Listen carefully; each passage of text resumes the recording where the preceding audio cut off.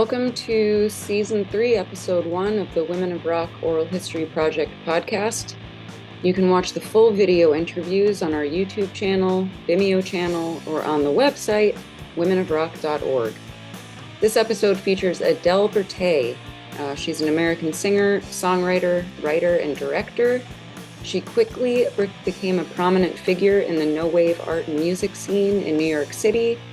She was in the original lineup of the Contortions with James Chance. She's written songs for artists like the Pointer Sisters, Sheena Easton, Thomas Dolby, Arthur Baker, Jelly Bean Benitez, Lydia Lunch, and Matthew Sweet. She sang backup vocals for Tears for Fears and Debbie Harry. She's also a writer, and her most recent book, While a Bell Matters, won a Lambda Literary Award.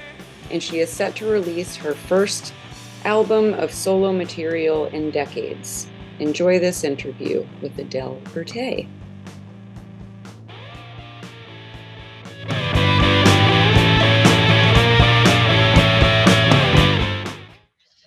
Cool. Okay, here we go. All righty. Got my Gatorade. Got my water. All right, so first, where did you grow up? I grew up in Cleveland, Ohio, home of the Burning River in the Randy Newman song Burn On. Mm-hmm. And the river actually did often catch on fire. It was the filthiest river, the Cuyahoga River. Mm-hmm. And when I was a kid, once my father drove me down there. My father was a pyromaniac. He loved to set fires. Anything fire was his thing. So he drove me down there one early evening, and you could see the several oil slicks on the water on fire. And I remember as a kid thinking, wow, that's pretty extraordinary. The river is burning, you know. I mean, it wasn't engulfed in flames, but it was kind of like these dirty little hairnets collecting oil and garbage and just being, you know, on fire. It was extraordinary. So, I grew up in Cleveland. It was a wild, rough childhood. My father was a gambler. We never had any money. My mother was schizophrenic. She was always a little off kilter. And then she had a hysterectomy after one of my brothers died. I mean, he didn't die. I didn't know that. He didn't die. I'm sorry, but metaphorically, my whole family died because the state took custody of myself and my brothers when I was 11. But when they had removed my mother's womb, very similar to Sinead O'Connor's story, you have a hysterectomy. The doctors don't tell you they don't prep you for, you know, that you're going to go into immediate menopause. And they don't tell you anything about hormones. I mean, this was in the, 1960s. So it was even less so that women were educated about what might happen to their bodies because nobody, the male establishment, medical establishment just didn't care. So, it really blew her brain when that happened. And so there was a lot of violence in the home, and the state came in and took custody of us. And I was placed in a couple of foster homes, and I would run away from them because so many foster homes are about working class or poor families taking in kids to get a stipend from the state. And the last foster home I was in, I was going on 14, and I was already queer. I mean, I was having a relationship with a girl in junior high. My foster sister found out about it and beat me half to death.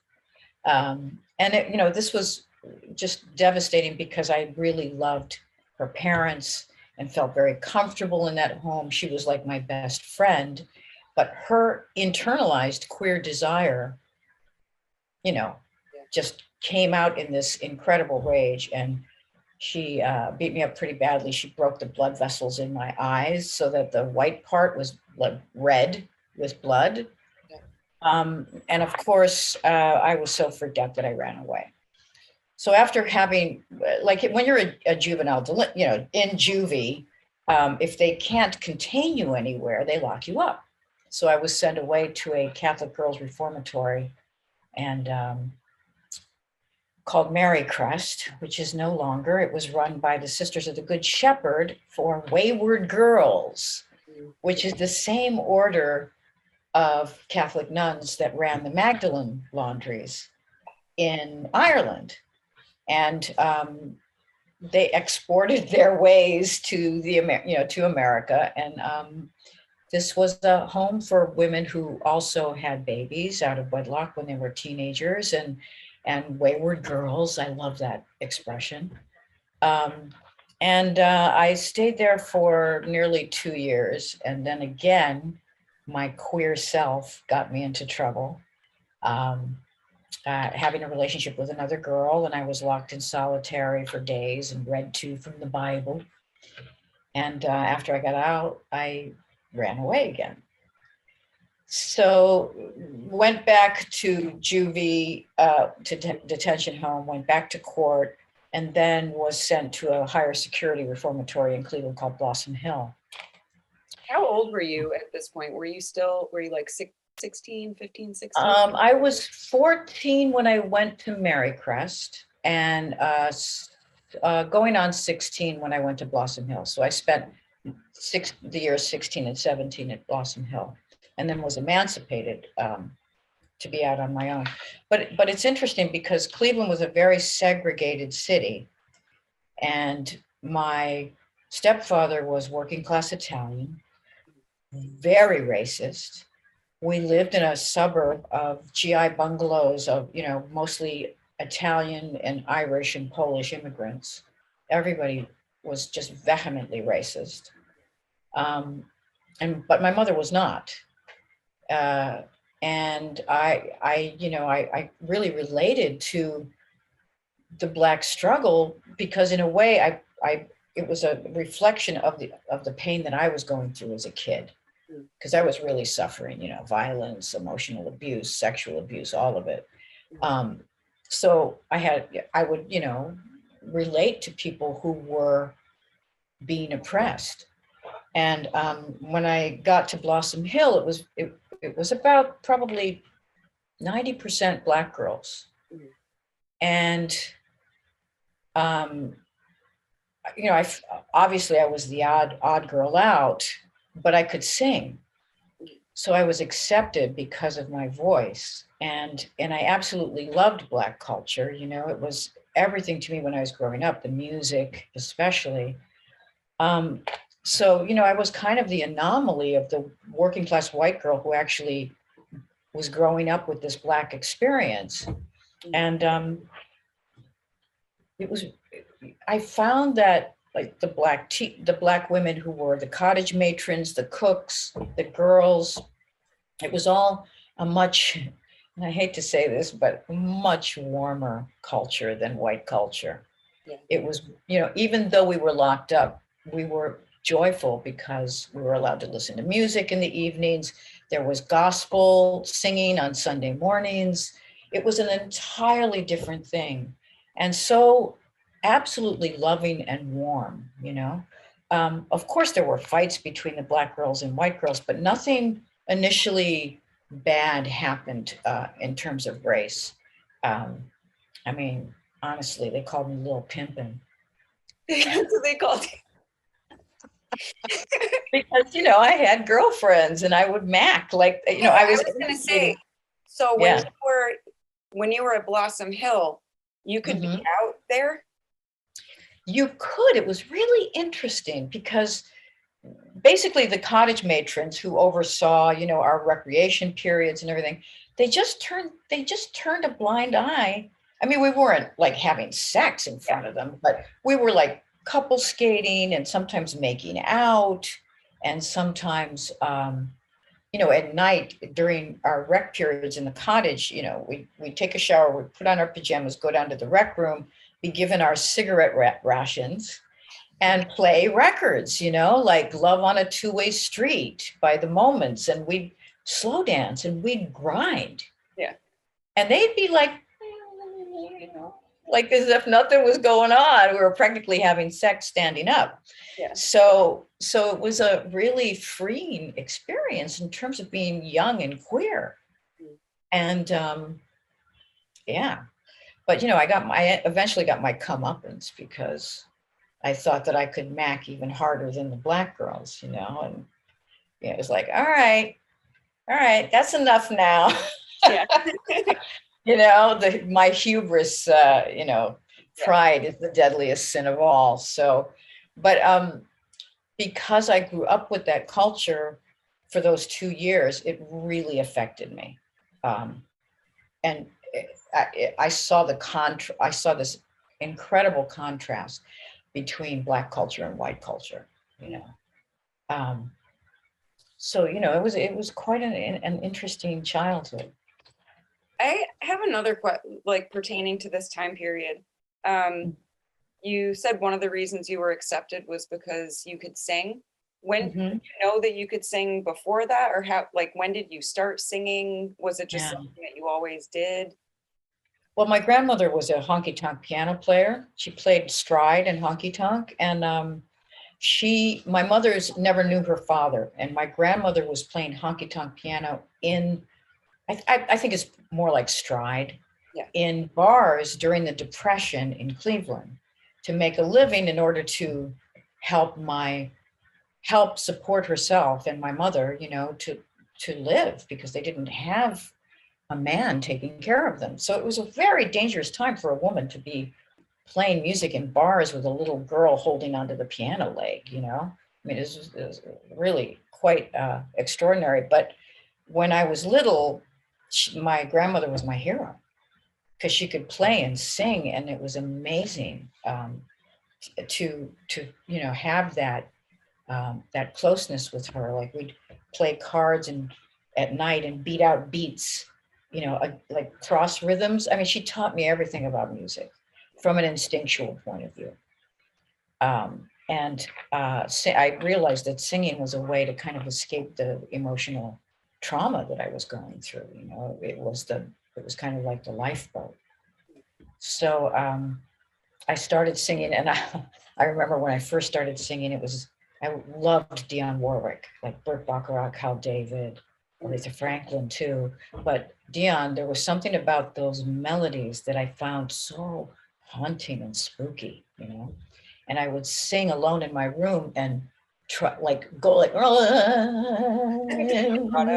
I didn't do the old Adam's apple to fake the vibrato, and I was like, someday I'm not going to have to do this. I'm going to sing with a real vibrato. But so I started singing as a survival mechanism for trauma, and that's why by the time I got to Blossom Hill and felt the majesty and the like excitement and healing vibes of gospel music, it would never leave me. I mean, that's kind of so deep in my interior world, and and sometimes in my exterior world when I sing like that. But it's so it started as a child with my grandmother and went on from there.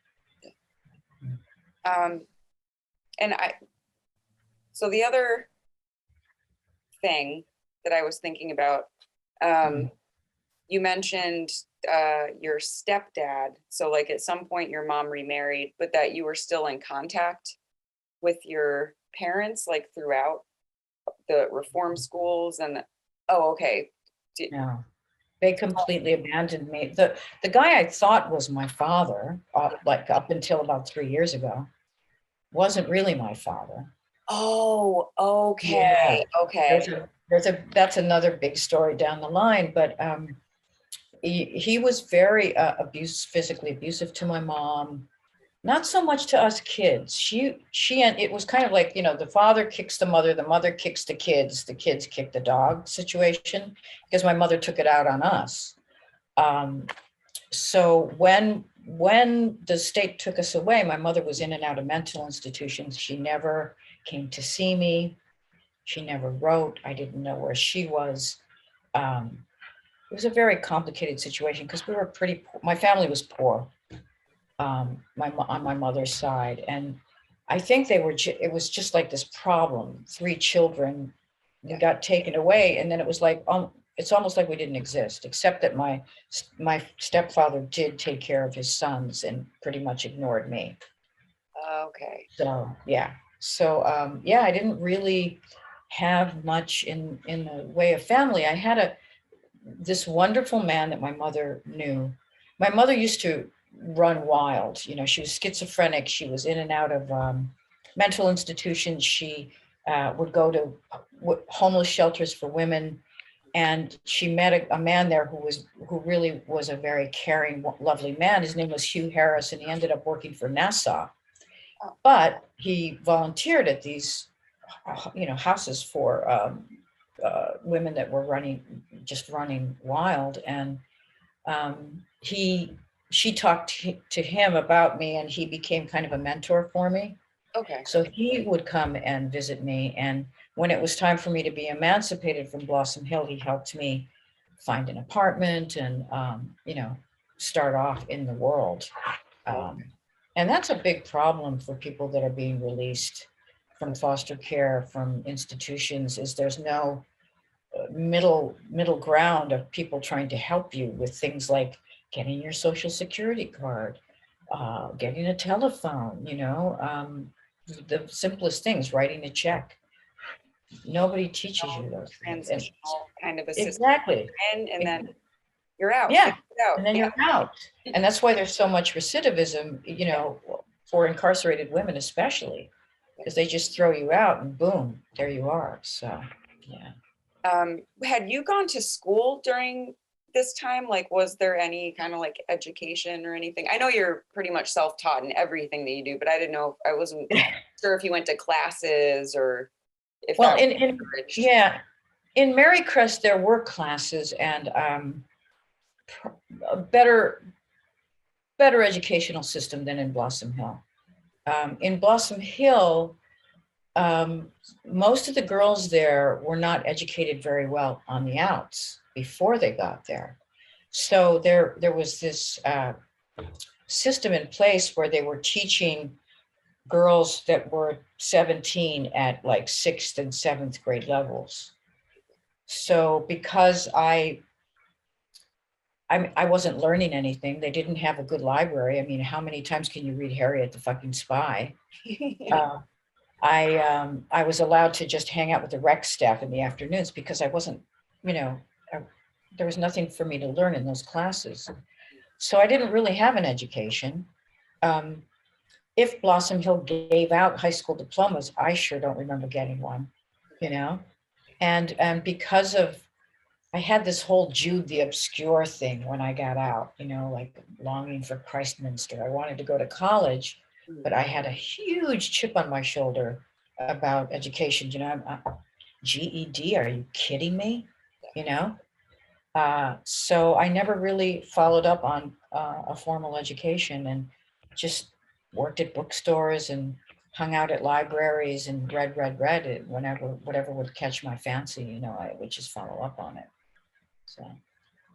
So did you have any kind of like plan for your life once you were emancipated and left Blossom Hill? I mean, even talking about the lack of kind of transitional assistance, I mean, literally, like, what did you do when they said, see ya? And Right. you're like, okay, how do I get, like, what do I? Well, I omitted one thing, is that there were several girls, I think there were like 5 or 6 of us who were about to be emancipated. We were of age. And there was a veterans hospital down the street from the reformatory. And they got us jobs at the vet hospital. So they would pick us up in the morning and drive us to the vet hospital and bring us back at night. And that was our transition. They did help with that transitionally that way.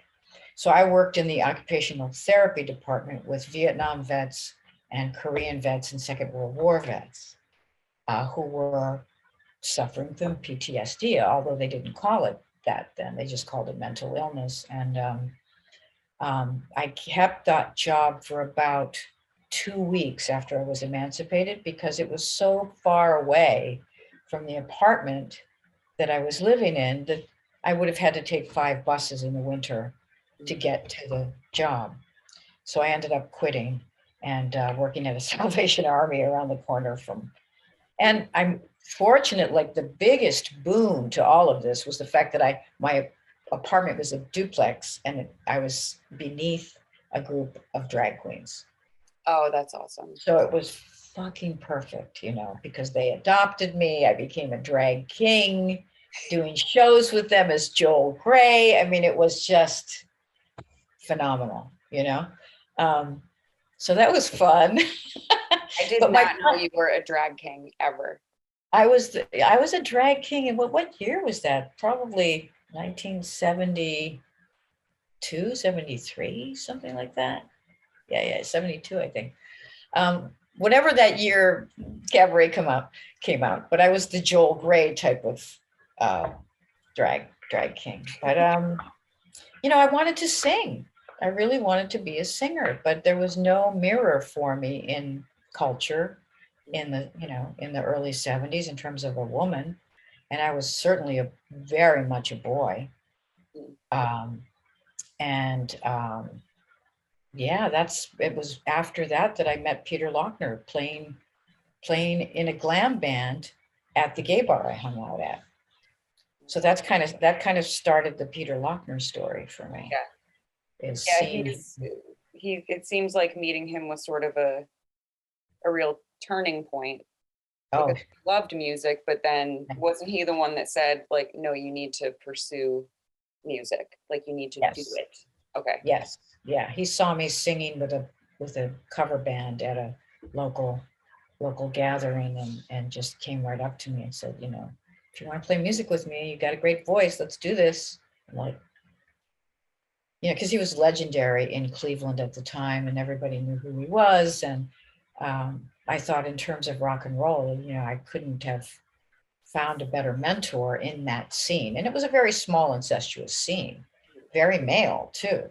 The difference with Peter was that he always supported women musicians. And there were few, there was Susan Schmidt and Debbie Smith in Friction. He played with them, and they had a band called the Poor Girls, one of the first all-girl bands. Chrissie Hynde was in Akron at the time. She came into Cleveland a couple of times, but didn't like the scene, and good for her. She left for London. But it was pretty macho, that typical rock and roll. I remember Crocus Behemoth, the lead singer, David Thomas from Peru, saying to me, because we all lived in this one apartment building, all the musicians. David didn't live there, but I was in his company once, and he's like, girls can't do rock and roll. Give it up, get out while you can. And I'm like, yeah, I'll get out of the room. Yeah. But no, just that was kind of the prevailing attitude. There were a few guys that were better about it, but yeah, it was very macho. And I know, obviously you wrote an entire book about this experience and your friendship with Peter called The Wolves, like the band. So I, would encourage people to read that book because it's all in there and it's beautifully written. Thank you. So, I mean, I don't want to the other reason I'm bringing that up is because I don't want you to feel like you have to go over everything that's like in the book. But if there's anything that you want to include about Peter or of your time playing with him before he passed away and you took off to New York. So I don't want to gloss over it, but just if there's anything that you'd want to include in this interview, although you have written about it in much greater detail. Right.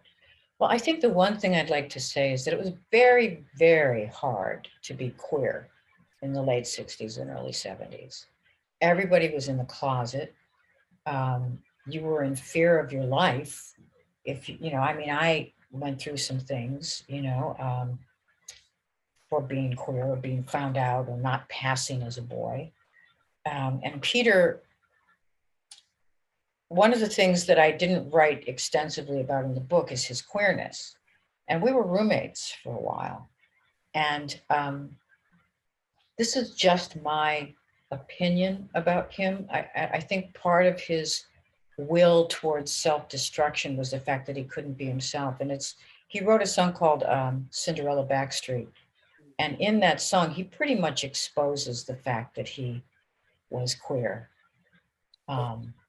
It's not something you guys discussed explicitly together? Not explicitly, but it was always on the periphery and I think that's why he was drawn to me, because I was out in our particular scene.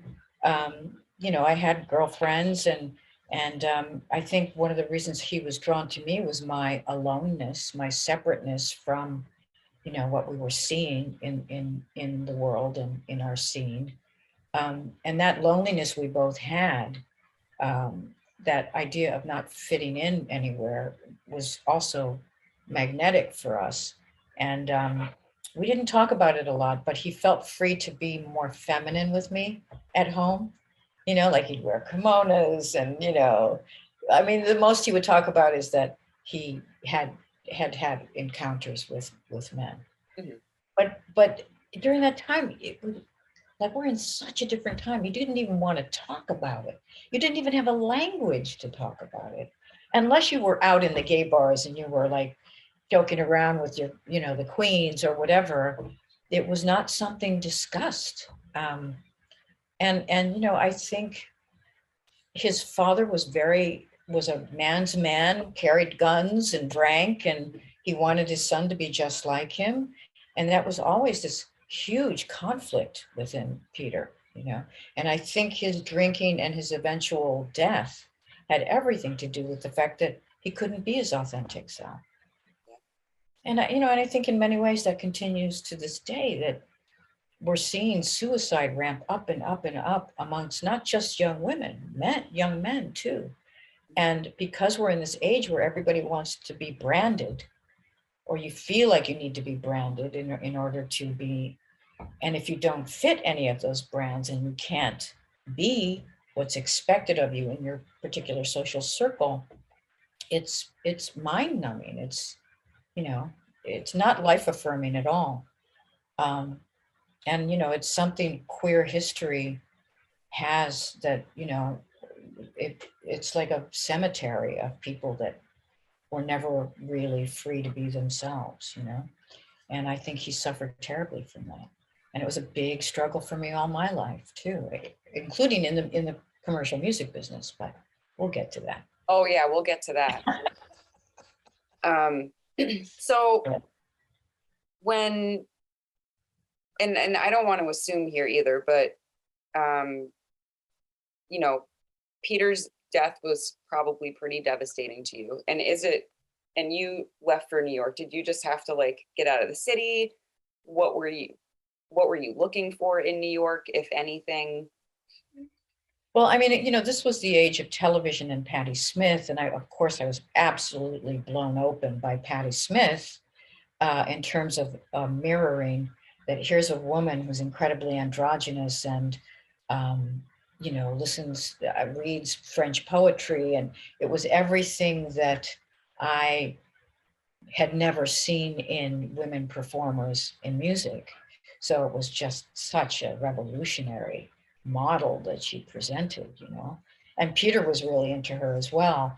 And we had always made a plan that we were going to get the hell out of Cleveland and move to New York and, dive into that particular scene that was happening in 77, And when he died, which I'm convinced was a suicide, and people don't want me to say that, but he left a tape the night before he died. Yes, he made a reel-to-reel tape of some of his songs and some of the songs that he loved singing, and it's part of the box set. But he didn't write out, "I'm going to kill myself," but it was very obvious, to me. That's just my opinion.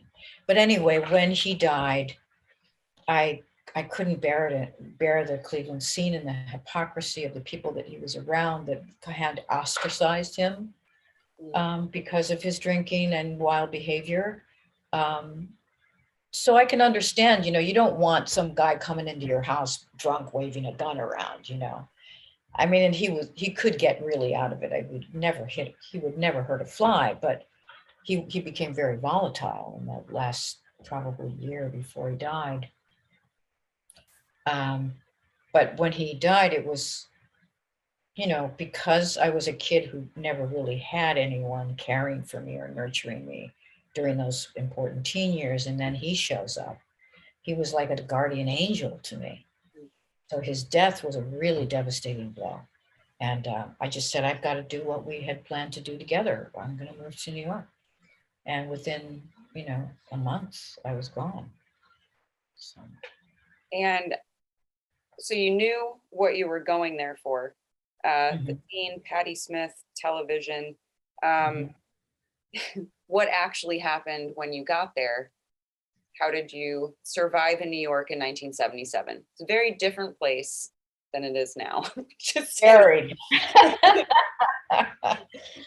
Well, Miriam Linna, who was the drummer for the Cramps, was a friend of Peter's, and Peter had always told me, well, when we get to New York, we can hook up with Miriam Linna. She'll get us jobs at the Strand. And so that was in the back of my head. And also Bradley Fields, who was the drummer for Teenage Jesus and the Jerks, I knew him from Cleveland, and he was a contact. So when I got to New York, Bradley was one of the first people I looked up. And I went to his loft on Delancey, and lo and behold, Lydia Lunch was living there. And I met Lydia, and I talk about this in the next book that I'm writing. She was kind of like this Anna Magnani punk girl, crazy, wonderful, extraordinary creature, and we became friends immediately. I felt, oh my God, here's another outsider. And we just bonded immediately. And she was in Teenage Jesus and the Jerks at the time. And I'll never forget going to that first gig of theirs at CBGB's when I heard Orphans. Little orphans running through the bloody snow. And I'm like, oh, fuck, I'm home. It was so good. And so I got into the scene immediately, met James Chance, joined the Contortions, the original Contortions, and got a job at the Strand, started working at the Strand.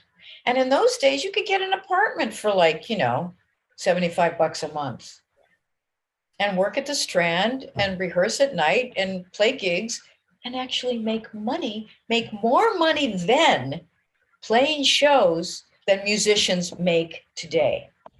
And that's just mind-blowing to me, because I know so many musicians here in LA that come home, if they're lucky, if you've got an entire band with like $60 in their pockets, I mean, the exploitation is just horrible. But anyway, yeah, I mean, it was a scene. It was just, and the women were coming from all over the world, women filmmakers, women artists, women musicians.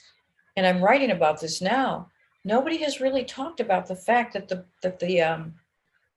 it was so ungendered. Women were not buying into those gender roles at all. And if the men resented it, they really weren't showing it. They were pretty inclusive. A lot of women were working in bands with men. And in a way, I think that the freedom of women also inspired the guys to take more creative risks, and we were all kind of like, we were all reading the same books, like, Antonin Artaud's Theater of Cruelty and William Burroughs and Anais Nin. And, we were all kind of in this scene together. Maybe there was 200 roughly people downtown, and we all knew each other. And the women were extraordinarily a part of it. There was Nan Golden and Vivian Dick making films, and Sarah Driver, Jim Jarmusch's partner, making films, and Kathy Acker, the Bush Tetras. Malaria was coming over from Berlin. Lizzie Mercier de Clou was there from Paris. it was just incredible. It really was a revolution of women artists for the first time in history, all gathering together in one spot. And I don't think whoops, sorry about that. Can you hear my dog? Oh, I was going to ask, yeah, is that your dog? Yep. Yeah. Sorry, can you pause? Let me pause for a minute. Yeah, no problem. Yeah. Okay, hold on one second. Leah, stop. Come on. Yeah. Go. Back to your bed. Back to your bed. Go on. Back to your bed, sweetie. Go. Good girl. I'll introduce you to her later. Oh, please. Yeah, Andrew's just, we'll let them meet after. He's just. Yes, we'll let them meet afterwards. Yeah. But yes, you're talking about the film scene and all of those women who were involved in the New York punk scene, as well as, yeah. I mean, I did want to talk a little bit about, because I think, oh no, so this first. So Okay. You mentioned that that there were so many, not only women involved, but queer or genderqueer people in the New York punk scene. And that's also the case for the LA punk scene. And personally, this is my personal opinion, is I think that like the, gatekeepers and media, like how those scenes have been written about is not at all reflective of what it was really like for people like you and other queer people. So it's Right. not that like it wasn't happening. And that's why I think it's so awesome when people like you, I just talked to Honeychild Coleman, who I interviewed a few years ago. And she, the Riot Girl movement, right, was also like very queer, very like white, sort of liberal college scene. And that's how it's been documented. Right. But Honeychild started Sister Riot in the 90s in New York, like as a reaction against the Riot Girl movement. So Sister Riot hasn't been written about or documented at all. Oh, And then wow. yeah. So, sorry, my nephew just called me from his iPad. Cute. Hudson Schmiegel missed FaceTime call. He's 7. Oh. Yeah, he's not old. He's 7 and he can contact me through his iPad when he's allowed. I love that. Okay. You're a good anyway, answer. I didn't tell him I was doing an interview. He doesn't usually tell me. But anyway, so I hope that you do write about that, about the scene. I think something that's missing. And I'm so sick of like the same fucking people like writing about No Wave and writing about fucking New York in the 70s. Oh, I know. Like, I know. Anybody else. I would listen to anybody else at this point. Yeah. I mean, it's just extraordinary to me. I mean, like Barbara Kruger has a huge show up right now here in LA. Barbara was part of the scene. Lynn Tillman, a brilliant writer, part of the scene. Jenny Holzer, Catherine Bigelow, with her involvement in Lizzie Borden's film with Born in Flames. I mean, it was an extraordinary time for women, and I'm taking a deep dive into it. So hopefully, the book will get published, and because there are so many books about No Wave written by the guys, and they do tell anecdotes and things, about women, but it's not anywhere near the extent of the impact that the women had, on them and for us on each other, and the queer part, so interesting because people were not like we didn't talk about gender and queerness. We just did what we did. And, in a way, in the way that in the kind of metaphorical sense, sexuality feeds creativity, or the creative juju comes from a sexual like fire, we were all sleeping with each other and weren't, like, I don't think most of my queer female friends were strictly queer. We slept with boys sometimes too. I mean, 2 of the men that I slept with are now transgendered.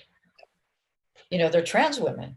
So in their 60s, it took them that long to be able to be their authentic selves, but back then it was different. It wasn't like you had to come out. We just did. It was very gender fluid. And I'm not speaking for everyone, I can't tell you how other people thought, but this is what I saw through. And, part of it was the fashion aspects of it too. Like, men would wear androgynous clothes sometimes, dress very feminine. Women would wear suits. But you could be like Belle de Jour, like Deneuve and Belle de Jour one day and look like Buster Keaton in a flea-bitten suit the next. And it wasn't about, and also for queer culture too. I mean, I was very boyish, but it wasn't so, in that particular scene, it wasn't so like, butch femme kind of divisions. It was a lot more fluid. And I think that that kind of left a lot of room for creativity, I think, too, that freedom. And I'm not, this is not a judgment, but I feel like there's a tendency right now that people feel like it's almost like they've gone along with consumer capitalism in the way that they have to fit into a box, into a brand.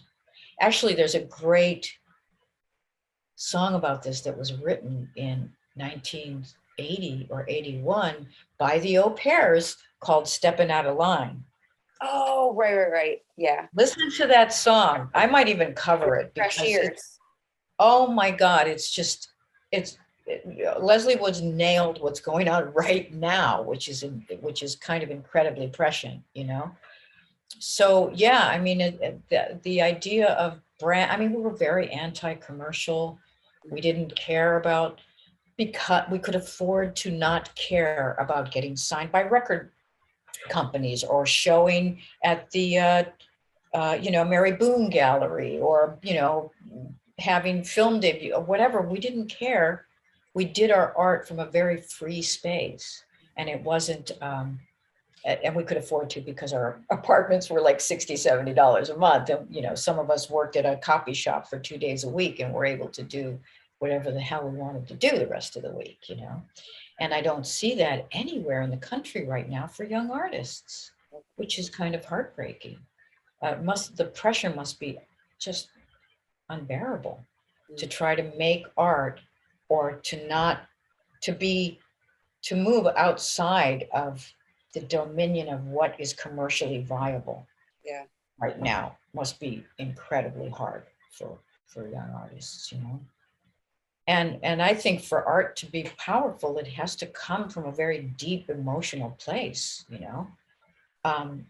In that emotional place isn't very commercial sometimes, it's dark and it's scary and it's full of as much pathos as it is full of like a longing for love, And I think there's just something that's going on right now where people don't want to be emotional. They don't, or it's turning into machines. If you listen to the music, it's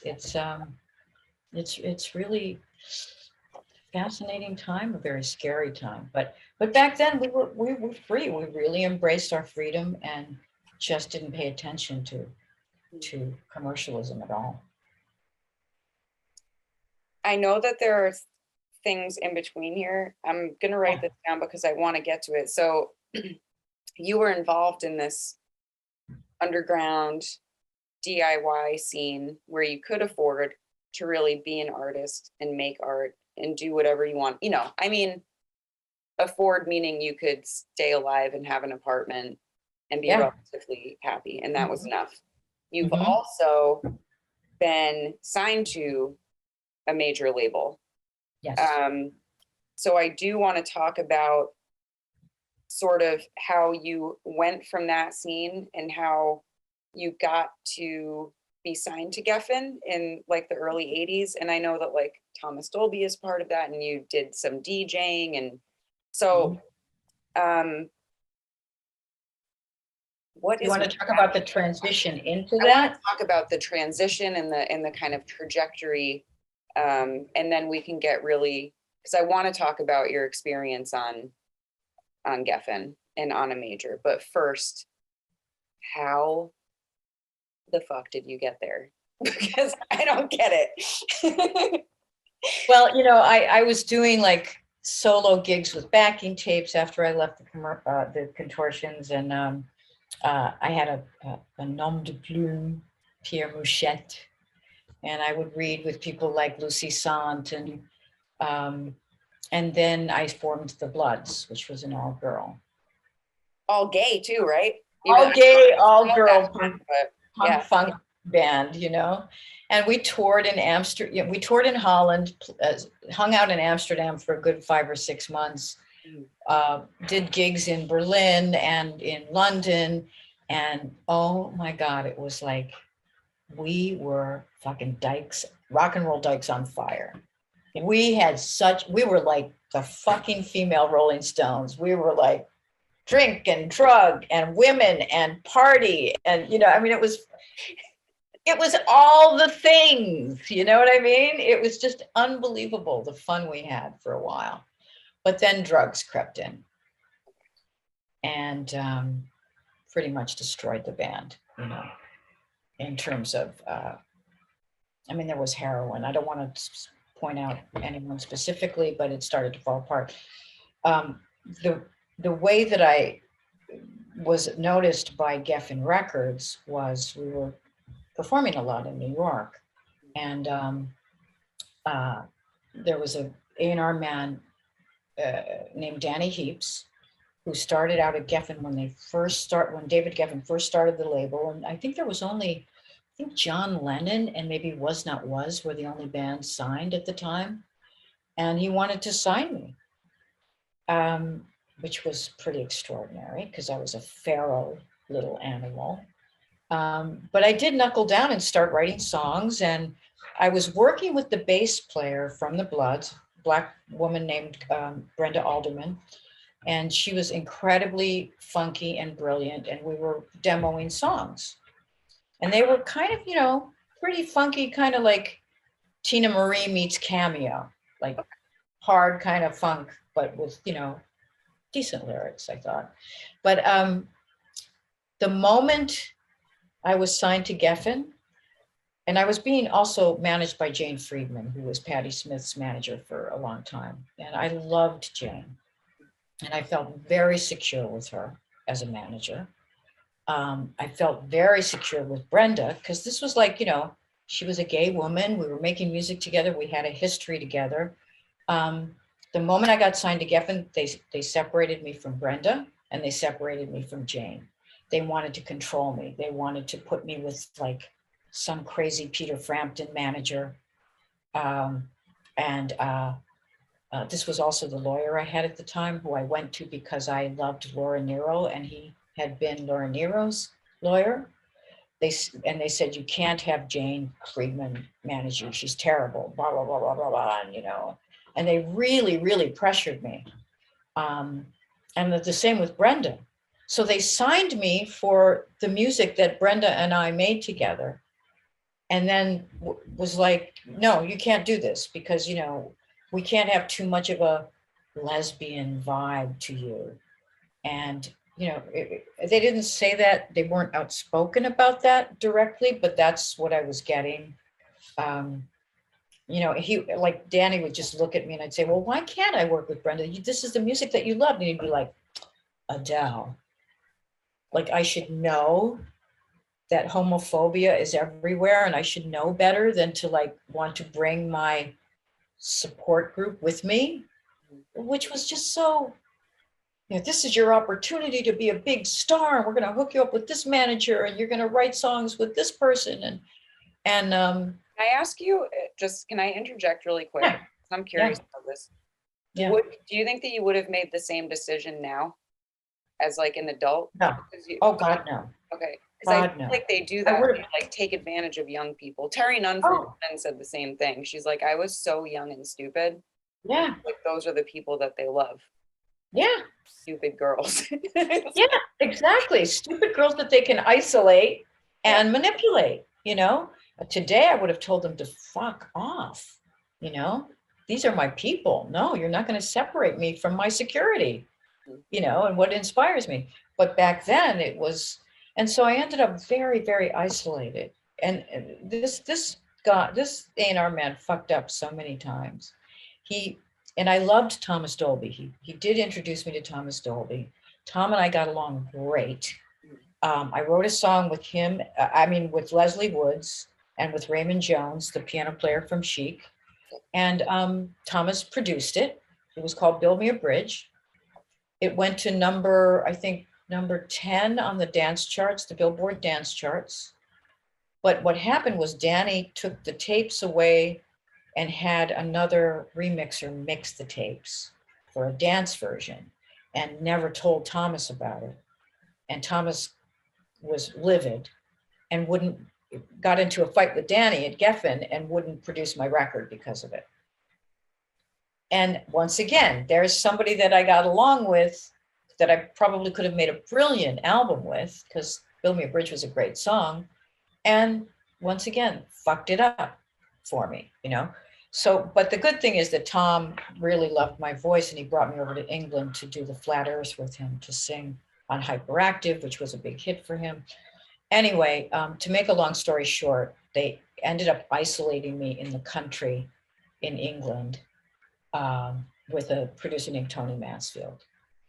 And Tony Mansfield, initially I really liked him, but I was stuck in his house with him with a Fairlight computer and told to create an album. I had nothing in common with the guy. He was originally very sweet, but I soon realized he was the budget that he was given.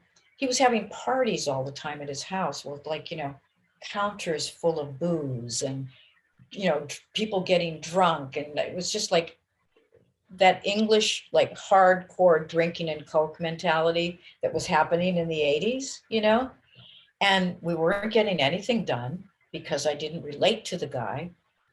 One night he had another party, and I was drinking heavily during that time. I was miserable. I had, I was isolated with this guy and taken away from everybody that I loved. Mm-hmm. And there was a black guy at the party, a British guy, who kept saying things like, American blacks are the real N-words. Mm-hmm. And he just kept saying how African Americans were the N-word, and he just kept going on and on and on about it. And I got so furious. And I basically started yelling back at him. I said, what do you know about American N-word, And we got into this verbal altercation, and I was very drunk, and Tony slammed me against a wall physically to stop me from arguing with this guy. And I cold cocked him. And I was defending myself physically, he got physically rough with me. And so we were fisticuffing it. And then somebody broke us up. And the next day I was dropped from Geffen. Tony got on the phone with, my A&R man and told him whatever he told him. And then I got a call immediately afterwards and I was dropped. So I went back to... it's a pretty cool story though, that you got in a fist fight and that's why you got dropped from Geffen. I don't know. It's right? Yeah. Well, it was pretty devastating because I was alone. Not at the time, but looking back, it's something. I don't know. Yeah. But the stories got spun, Tanya, about me being this incorrigible wildcat drunk that nobody should touch with a 10-foot pole. Somehow, I ended up getting another deal with Chrysalis based on some of the music I was writing. So I went back to America, came back to England, and signed to Chrysalis. And the boys from Scritti Politti and I worked together on a single for Chrysalis. Once again, fuck ups, because the record company, we were recording in England with David Gamson and Fred Marr from Scritti Politti, who are Americans. They didn't have their paperwork at the time. Something was wrong legally with them recording my record, and they weren't able to release the single. Once again. Was the single the one with the women's prison? With the women's prison. What is it? Build Me? Is it Build Me a Bridge? That was the one I did with Thomas Dolby. When It's Over is the one I did with Scritti Politti with the women's prison. with Okay. Gail Ann Dorsey and the. I she's know. one of I the- was like, is Galen Dorsey a prisoner in this video? Yes, she is. Familiar. Yeah, but you know, So that was Gail- never released.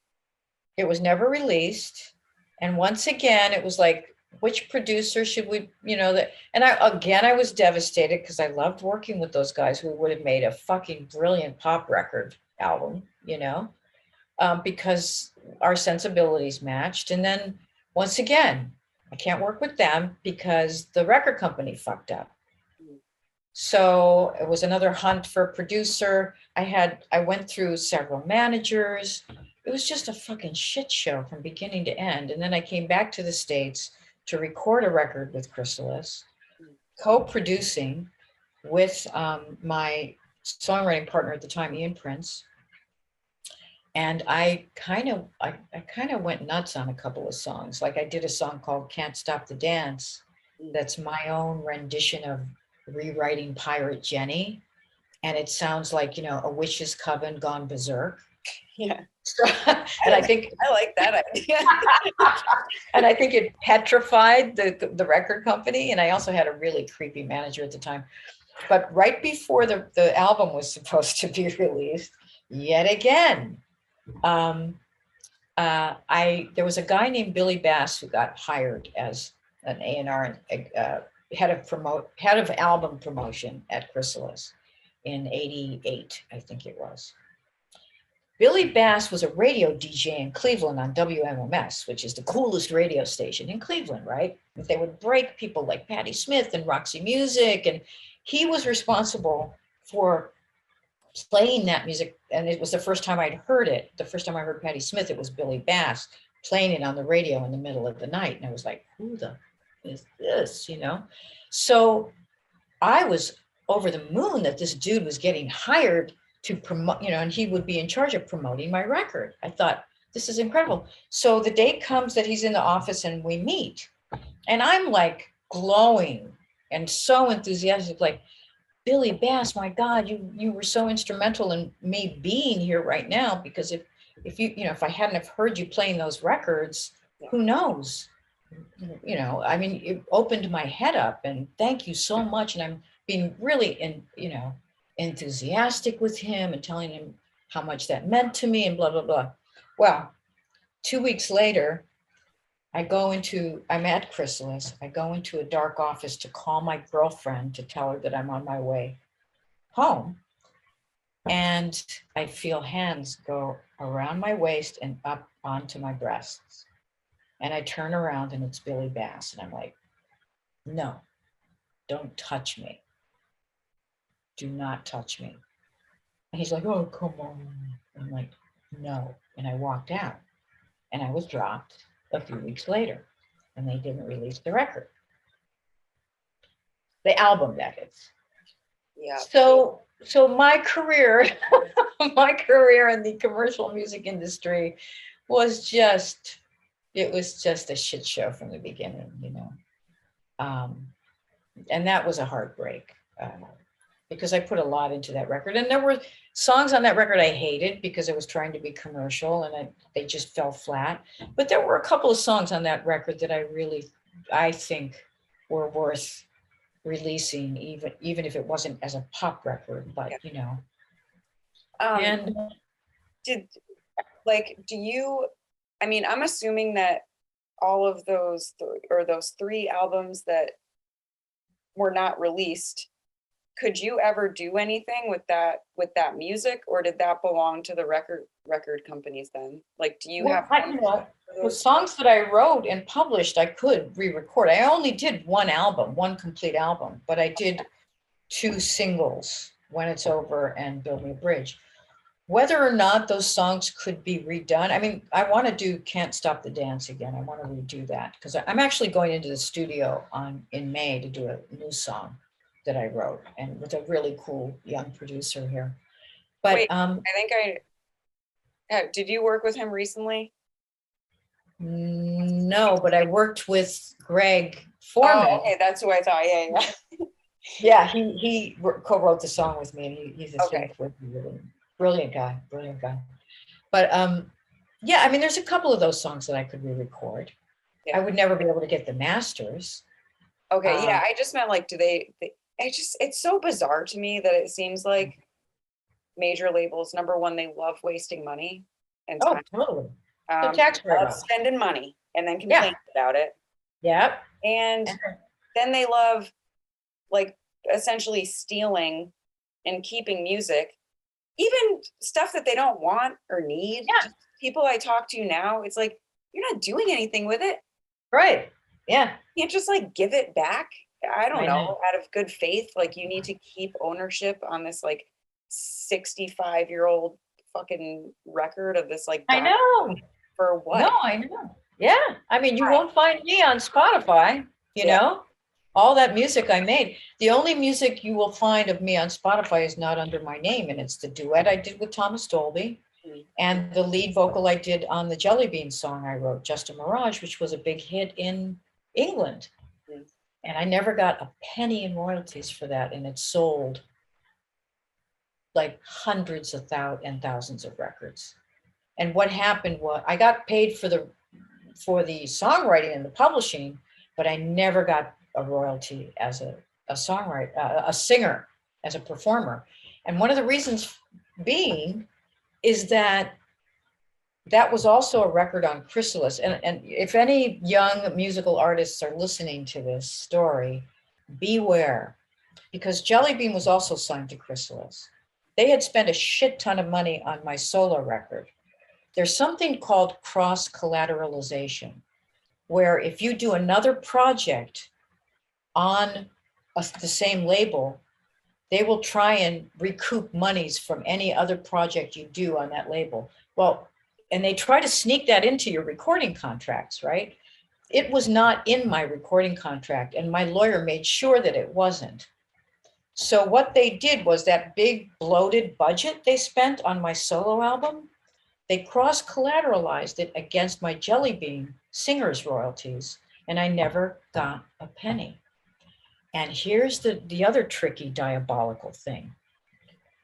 If I had a lawyer or a forensic accountant that wanted to go and look for those royalties for me, I would have to put out about a $10,000 retainer, because they have to do a forensic audit. They have to go country by country, and that was a big hit in Europe.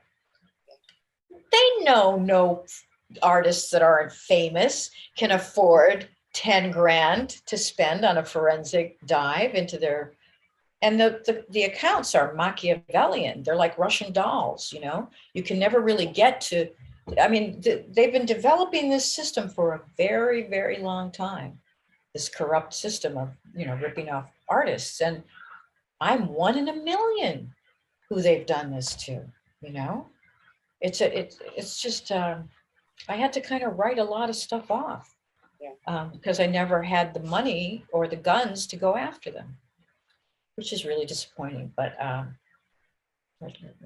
it's just a wise little tale for young artists going forward. I had never ever heard of cross collateralization before. Yeah. Beware. Yeah, you have to really beware, because they can sneak all this language in there. And, let's say that you, have a merch deal. They'll figure out ways to steal from you, basically. I mean, it's crazy. You just have to be so careful. Like Shirley Manson said when I asked her, just what do you think about the state of the music industry today? She said, I think it's a fucking cesspit. Okay. She's like, does that answer your question? Or I can't do a scholarship. Does that answer your question? I was like, yes. Well, yeah, because musicians can't make money anymore. I don't even understand how record companies make money these days with digital downloads. I have no idea.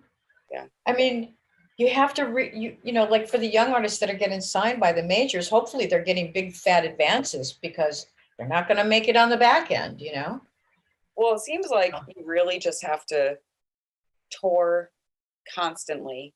Yes. Sell a ton of merch.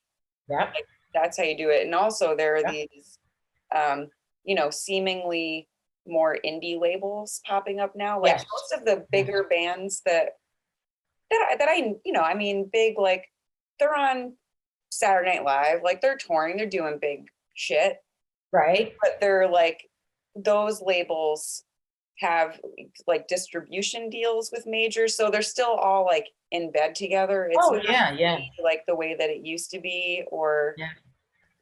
like, It's like Charlotte's Web, babe. You go Yeah. in and you eventually die.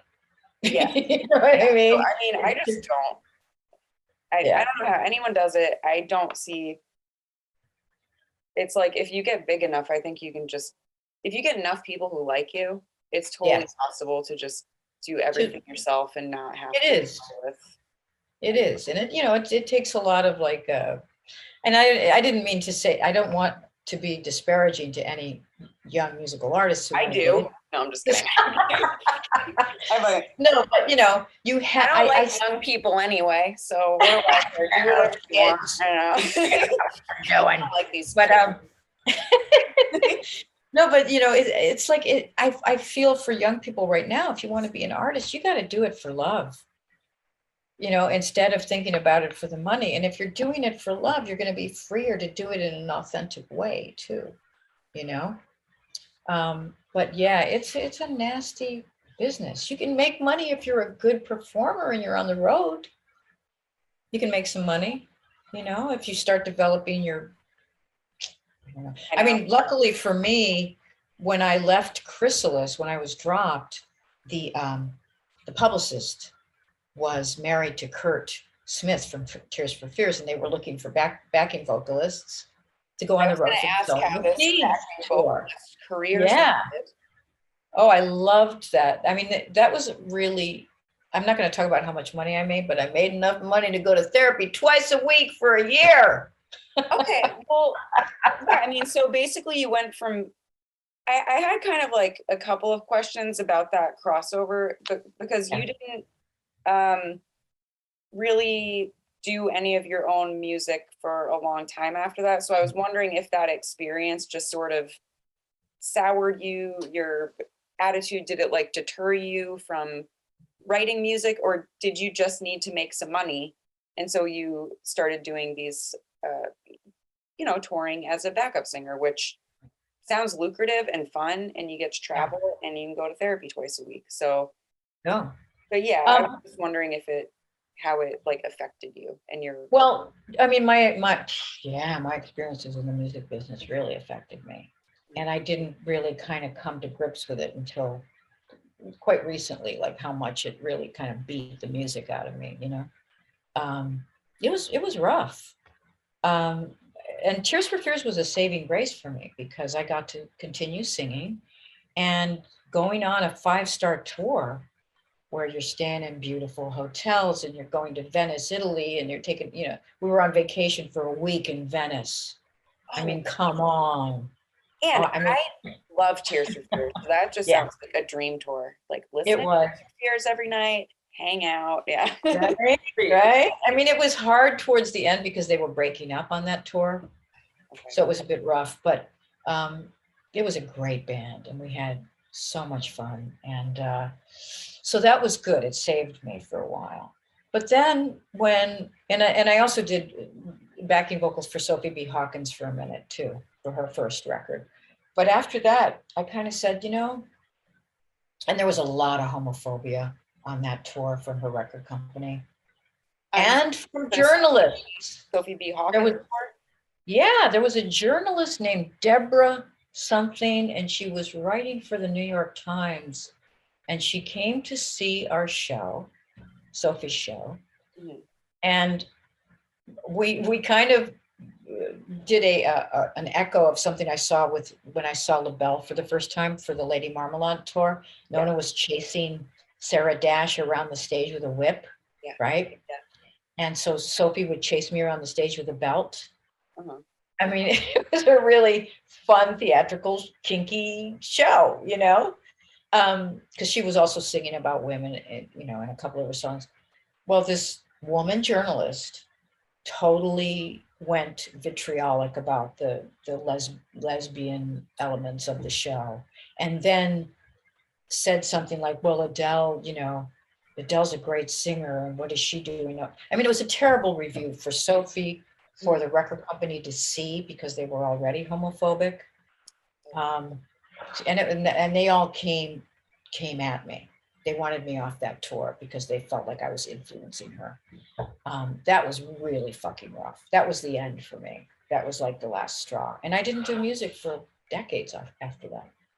I was just so sick of the homophobia and the ugliness of it, you know. And always men for the most part. I mean, women too. I mean, the journalists didn't help. For this Deborah, New York Yeah, Times, Deborah, New York Times. Thanks a lot. She sounds like a Deborah. So, you know, I just couldn't take it anymore. So I came out to LA and started writing. I started writing, Okay. you know, yeah.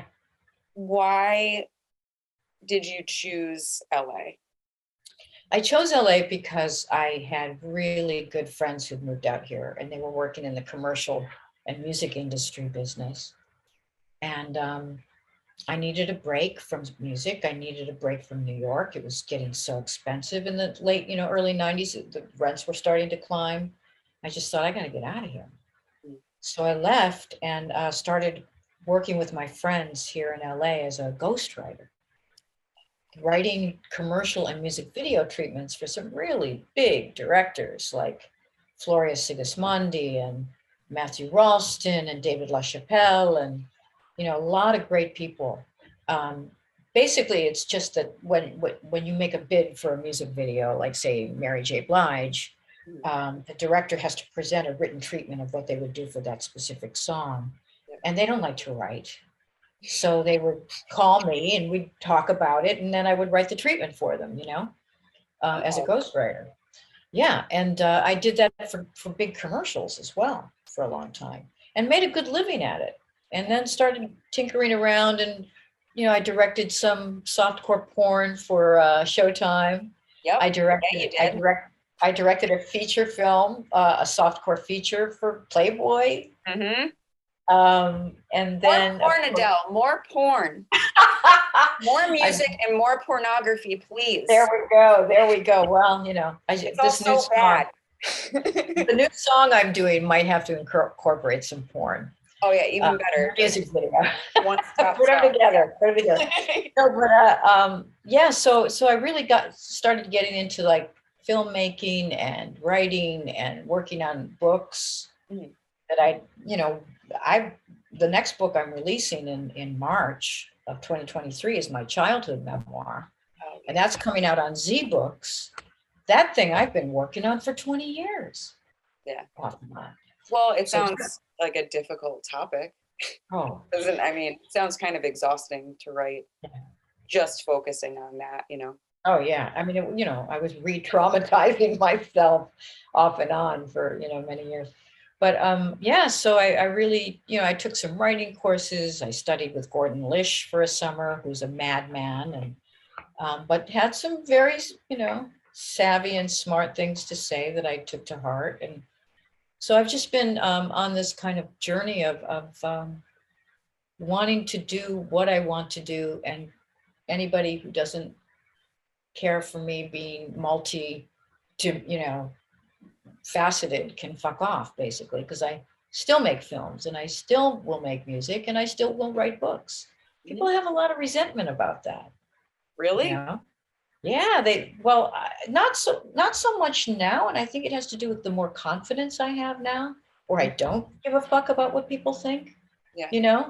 Whereas I did then, and I would feel all these passive aggressive comments about, like, she thinks she can do everything, like underneath the comments, and trying to do too many things. People don't really like it so much, but I don't care anymore. I think what if you just like more than one thing and you're good at it, and I like it, then why? Yeah, I mean, I it's like my God, imagination should have many outlets and not be judged, No, I mean, I people will have the opinions they have, and I might not be for everyone, but I have to have to do what calls to me. It's my vocation, you know. Mhm. I do have kind of, I have like a process question. Sure. And I mean, because you do so many different things, like, I don't know if it's different when you sit down to write a song or when you sit down to write a screenplay or like map out a film or when you sit down to write a book. But Right. just how does it start? Like, what is, if you do have a creative process, what does that look like depending on what project you're working on? Right. Well, yeah, like with writing books, it's far more about the discipline for me. Because if, you know, as you know, and you're a writer as well, if you don't get up in the morning and start working, put your ass in the seat and work, it's never going to get done. Mhm. So it's a combination. I think discipline is actually the platform of you know, writing fiction, nonfiction. You have to have a disciplined practice about it, or it's not going to get done. And then there's the duende that comes into it too, you know, like what is it about this subject that I'm writing about? Like, you know, I love that concept of the duende, where you have to open yourself up to your emotional wounds and let this mischievous little creature in to go in there and play around, so that what you come out with is a combination of your passion, your pain, and what you've learned, you know? Yeah. So, yeah, so that, you know, writing, it's like the discipline, and then it's the craftsmanship of putting the words together to express. And that, I fight with that a lot. I'll go, you know, I'll grind over a sentence for hours sometimes. Perfection. Sometimes. Well, sometimes it'll come right out, Yeah. you know, and that's more of how it works with songwriting. Is like I'll hear a melody in my head and I'll just start singing it, and you know, the words will come, and I'll pick up the phone, you know, and with all those recording apps you have on the phone, Yeah. just start singing it into the phone, and then yeah. Mm-hmm. So that's more of an inspirational, like, jolt with music. And then film is a whole other ball game, because you start with a creative concept, and then, you know, that's far more collaborative. Yeah. You know, you pull your actors and your all the people together that believe in your vision. You know, they have to believe in what they're doing and what you're doing in order to bring that to the film. So they're all, you know, they all have their different dynamics. Let me see. Yeah, I actually really love this because you know, I have all my notes here. So when you like answer a question that I have, you'll just sort of like go into the next thing, and I like Yeah. cross it off. Yeah. I love when that happens. But oh yeah, you said what you're, so at the moment you're working on a memoir, early life memoir, right? Yeah. Yeah. Working on an album? Is it going to be like a full Yeah. album? The first one in Yeah. a really long time. The first solo album since 1988, the solo album that never came out. Shit. Okay. Yeah. Let me know if you need anything. Drummer girl. Yeah. I'm going for it again. It's like, you know, before they have to wheel me out in a I wheelchair. think you're gonna be around for a little while. I wouldn't I hope so. just I saw really you. Yeah. You're getting around okay. So yeah, so you're still busy. And are you still like well, I know that we make millions of dollars writing books. That is how we support ourselves financially. So, but I mean, are you still like ghostwriting, or do you have kind of like a day job? Are you working in the film industry? Like, what do you do? Yeah, I'm Are you in the CIA? I don't know. Yeah, I'm in the CIA. I'm on my way over to Bulgaria right now. But no, well, you know, I'm old, Tanya. So I have my Social Security now that I collect. Oh, I thought they were taking that from people. I thought that They like might, existed well, listen, more. if the Republicans get back in, they are going to be taking it. So we need to have contingency plans, but Yeah. but I also, I occasionally write treatments for people. I still ghostwrite a bit, not as much as I used to. I've negotiated things where I can live pretty comfortably on my writing and pay my rent. Yeah. So yeah, I mean, a lot of the jobs, honestly, for the ghostwriting went away to kids who are getting their MFAs and coming out and discovering that this job exists, and they're in their 20s and they're snatching up the jobs because it's a youth-oriented industry, and they want younger brains. God, I hate So. young people. Yeah. I'm just like the old. Well, and see, I'm getting older too, but this is still true for me. I just like don't even want to talk to anyone under. Now it's up to 45 or 50. Just have no interest. No. There you go. I recently fell in love with an older woman, and when I say older, I mean my age, and it was such a revelation because we got each other so much, like the references, the cultural references, just the emotionality of being this age, and I was like blown the fuck away. I mean, it's crazy. Happens to me all the time. Oh, I'll tell you now because it was so long in the past now. It's been on each other like 4 or 5 years now. When I first met you, I was so nervous. I had a big crush on you, and I felt like I wasn't like speaking. Do you know? When I met you at Zebulon? At Zebulon, yeah. You could. Because I try. I'm always like trying to be like cool. I was so nervous. I was like. Wow. Oh my God, you didn't seem nervous at all. You seemed really kind of cute and adorable. That I like don't, or I don't know. Most people say that they can't tell. I feel like I'm very visible, but it's great. Like if no one can notice, I'm totally fine with that. But I'm just telling you also, you have a great social mask in that case, because I couldn't tell. No. See, if I had been able to tell, I might have hit on you. Ooh! I don't know. There's always time. We have our whole lives ahead of us, and we're only going to get older. So then we'll like each other even more. I'm looking at your birthday now on Wikipedia because I actually didn't know how old you were. I'm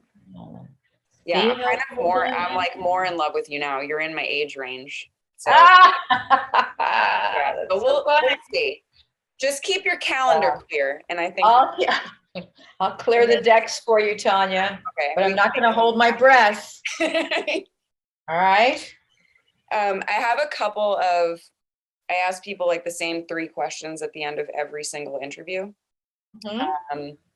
So the first one is, what are your thoughts on the visibility of women in rock history? Is there a gender discrepancy? Is gender not an issue? Or is it something that has changed for better or worse? So not necessarily women playing music, but their visibility in rock history as far as like who is remembered. Is there a gender discrepancy?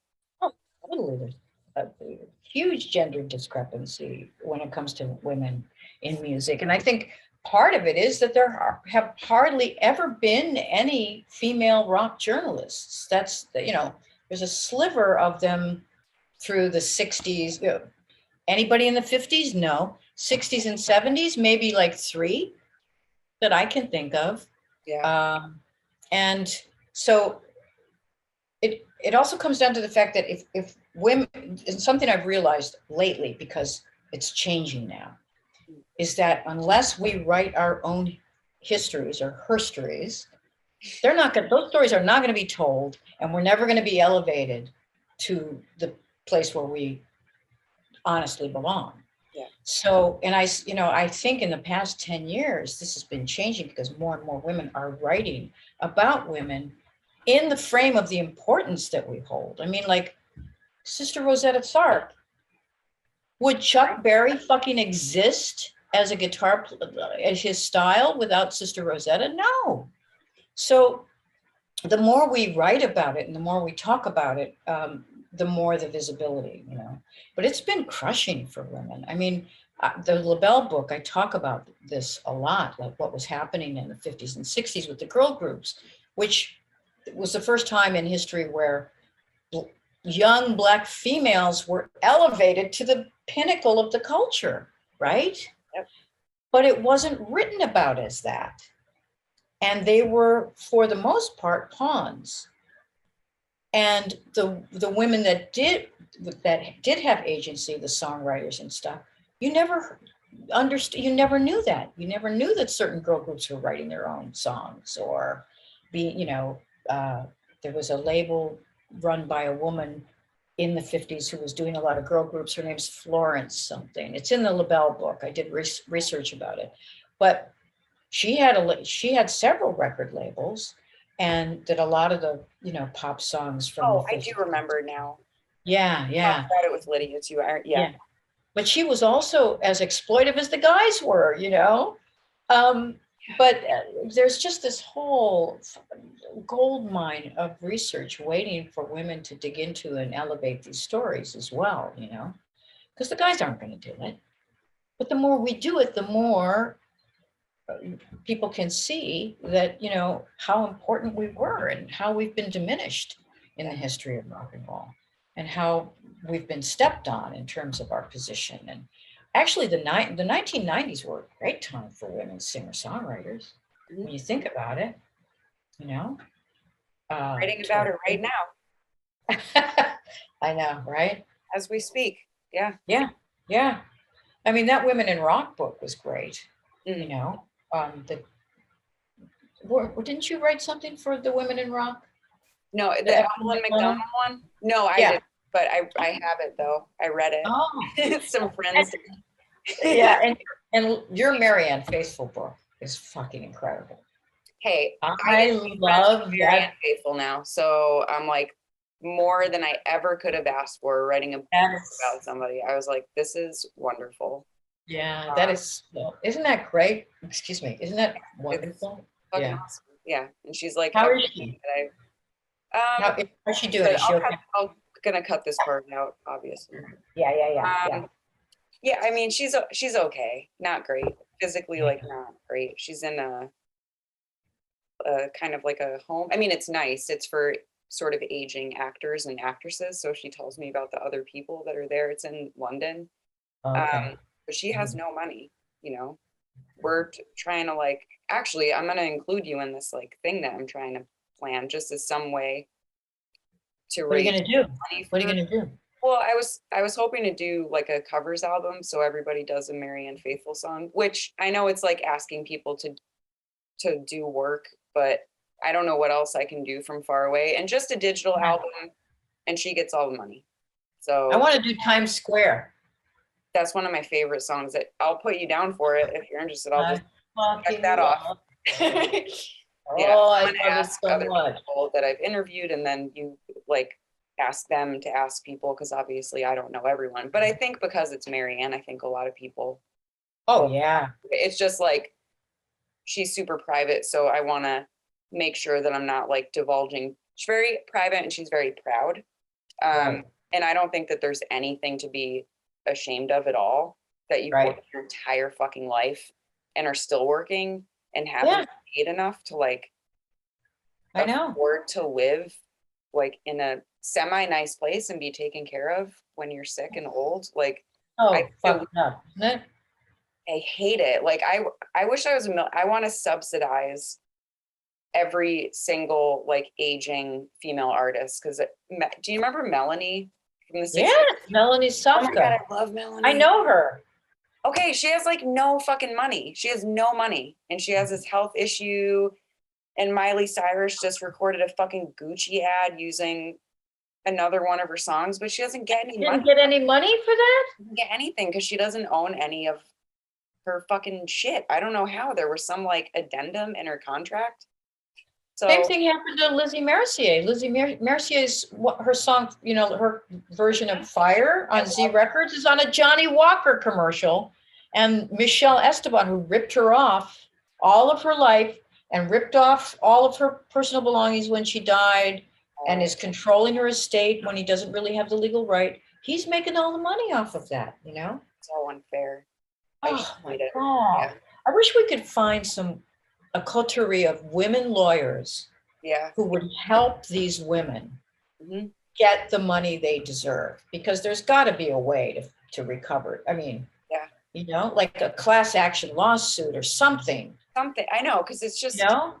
like, and it's mostly the major labels that they were on. Mhm. So Yeah, Marianne, of course. I mean, she Yeah, should be living comfortably.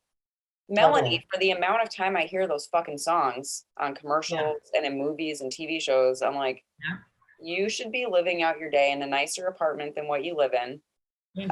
And you should be able to afford your medical bills or That's possibly right. medical insurance. Like, Right. and I don't know Melanie we've chatted a few times, so I don't know anything else Right. about. Well, I don't know. I don't know her well, but I know her. There's a Dutch friend of mine named Dia Huizinga, who's a really close friend of hers. So when Okay. Melanie was out here, like long time ago, probably 8 years ago, we were hanging out, and she was so lovely. And she Oh, has good. a Okay, because I talked to I couldn't remember if it was you and they were like, I think that they're just a little gossipy, but they said something like not that nice about her before I interviewed her. And I'm like, why would you say that to me when I'm like, interview? You know what I mean? And then it's so weird. she was a lovely, Oh, she's the sweetest. I'm like, I don't feel like she doesn't support women. Like, I don't know. No. It was I something. think she even I think she had an affair with my friend Dia, actually. I think they had a love affair. I wish I had known this. I would have brought it up. Yeah. Yeah, maybe. But she but doesn't she have a son named Bo who she's Yeah. really close with? He And does stuff at home. Like, she's been doing these home live Yeah. sessions and stuff, and Bo helps her. Yeah, Bo's lovely too. What a good kid. He's Oh, that's wonderful. good to know. Okay. Yeah. I thought it's wonderful. Yeah. That'll be like next on my fucking list of things to do and YouTube. Maybe we can start some sort of foundation or get lawyers. I know. I mean that would be incredible. Yeah. Nona Hendricks mentioned to me that I'm going to talk to her again, because she mentioned something to me about some organization that was doing pro bono work for musicians. Okay. I will try to follow up on that. Okay. Because really, to get anyone to work on, because it really is a labyrinth of hell. Yep. Trying to figure the way they work. It's just like they got it. I know. I don't know the first thing about anything legal. I can barely do my taxes, so I'm like, I can find people for it. Like right now, I'm like, I talked to Adele. Adele knows this. She might know this person. Okay, sorry, that was a super long time. Right. All right. What are you most proud of personally and or professionally? Ooh. I know. Ooh. I know. I call it the Oprah question. Uh-huh.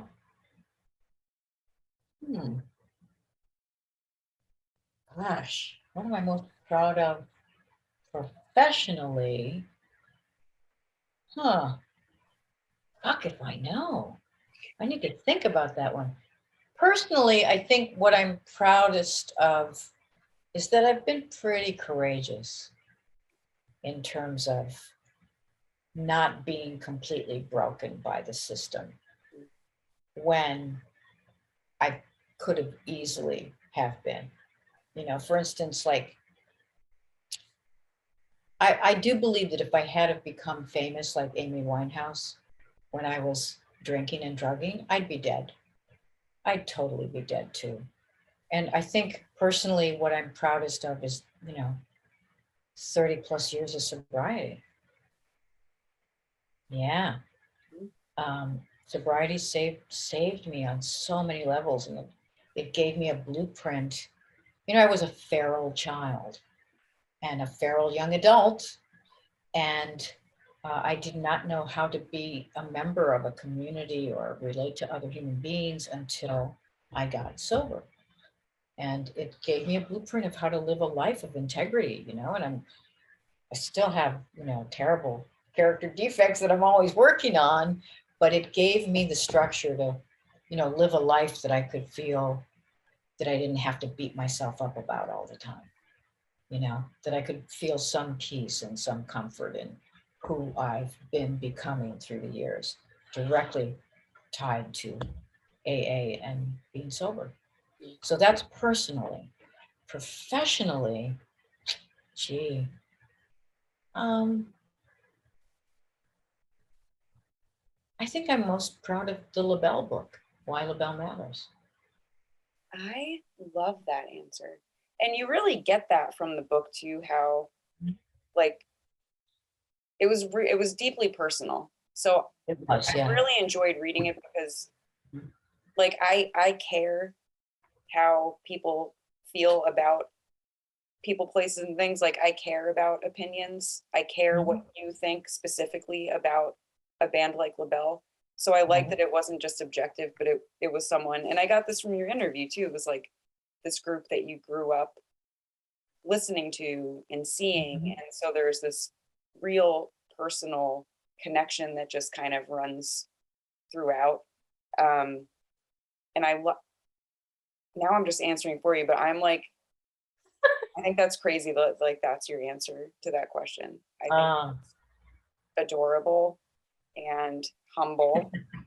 But a good answer too. A really good answer. The LaBelle book. Thanks.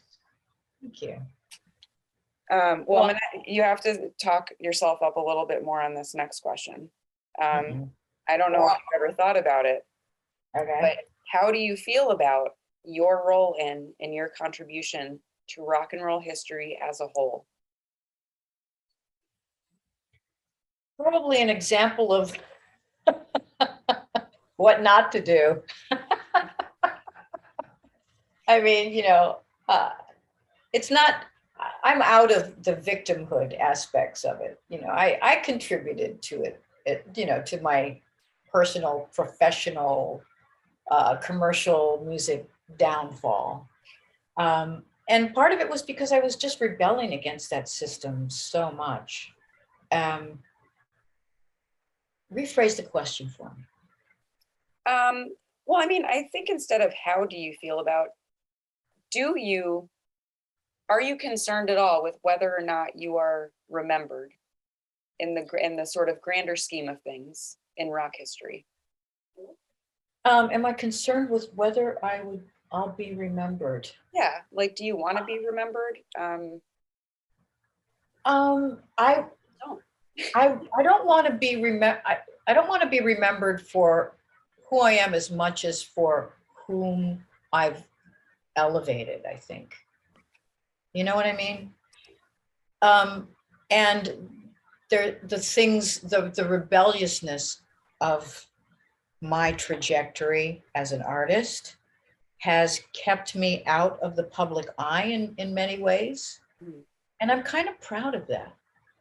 Like being an outsider and wanting to be a part of that system because we live in a celebrity culture. But then ultimately, I could really have had it if I had have changed and adapted to what they wanted. Yeah. I could have had that, the brass ring, but I didn't. I was so broken by it that I just kept saying, fuck you, I don't need you people. And I really tried my best to be authentic to be an outsider outside of that system, and maybe never famous, but holding on to the certain aspects of integrity, and not giving in.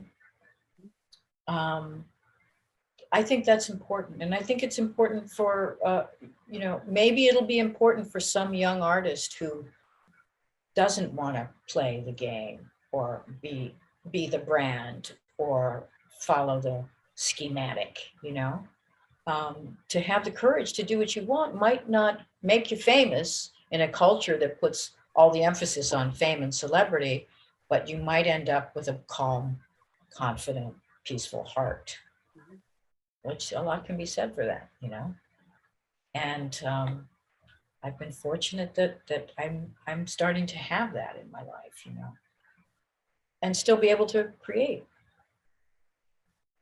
So, I left a little space at the end because that's a good soundbite. But I think also, I mean, you have a really interesting and diverse career, and you've experienced a lot of things. Like when I was looking at it all written down on paper, like, oh my God, this is going to be one of the most like interesting and sort of well-rounded interviews I've ever done. Because I don't know if anyone has just done so many things, like, and traveled so many places. And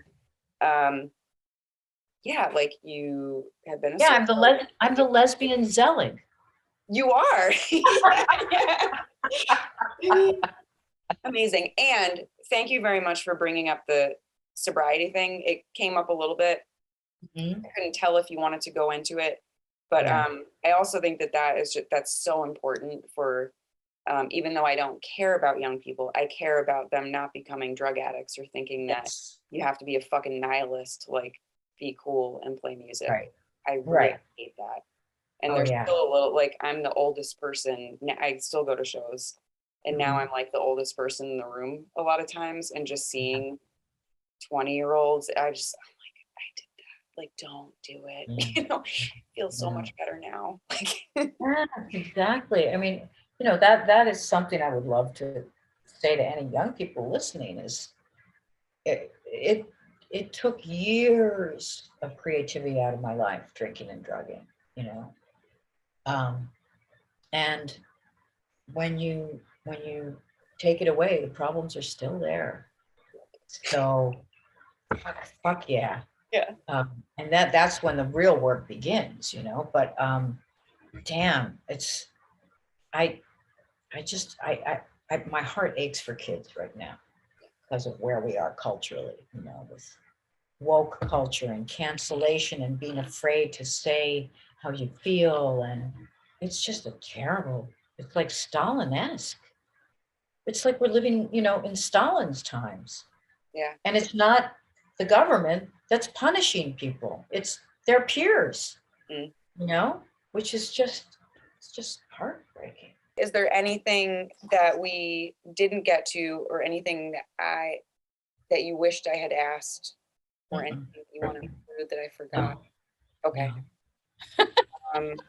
Yeah, that's one of the last things I say. Right, and it's right. like, okay, let's just say thank you to each other. Adele, thank you so much. What a wonderful time. No, it was great. Thanks for having me.